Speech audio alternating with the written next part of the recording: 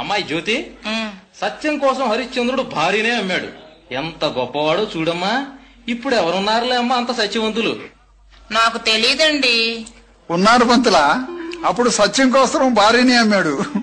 ఇప్పుడు సారా కోసం ఒకడు పెళ్ళాన్ని ఉంచుకుందాన్ని కూడా అమ్ముతున్నాడు. బా, నీ వల్ల నాకేదో మూడిందిరా. అమ్మా సరోజా, నోటి లెక్క అడుగుతాను చెప్తావా? నేను చెబుతా. రాయ్, ఈ ఊళ్ళో కాకులేనో చెప్పు. నువ్వు చెప్పు. ఊళ్ళోయ పొలాల మీద కూడా. అబ్బా, అన్ని చెప్పరా. 600, 700, 1400. 600, 700, 1400 ఏమిట్రా? ఉండు పంతులా, కొన్ని లేచిని చెట్ల మీద కూకోలా. ఏమిట్రా అవి? పంతులా, ఇప్పుడు కర్ణాల మున్సిపులు కూడా కాకులై తిరుగుతున్నారు. వాటిని కూడా కలిపేదా? షబ్బా, మొత్తం చెప్పరా. 666.5 బాతిక. ఇంకా ఎక్కువ ఉంటే? ఏ ఊరి అయినా ఈ ఊరు రాకూడదు. ఇంకా తక్కువ ఉంటేరా? ఈ ఊరి ఏ ఊరన్నా బాగూడదు. మరి అరేమిట్రా? పిల్లకాకి. మరి పాతికేమిటి? కడుపులో ఉన్న పిల్లకాకి. వాడి నోట్లో కారం పోయిండ్రా.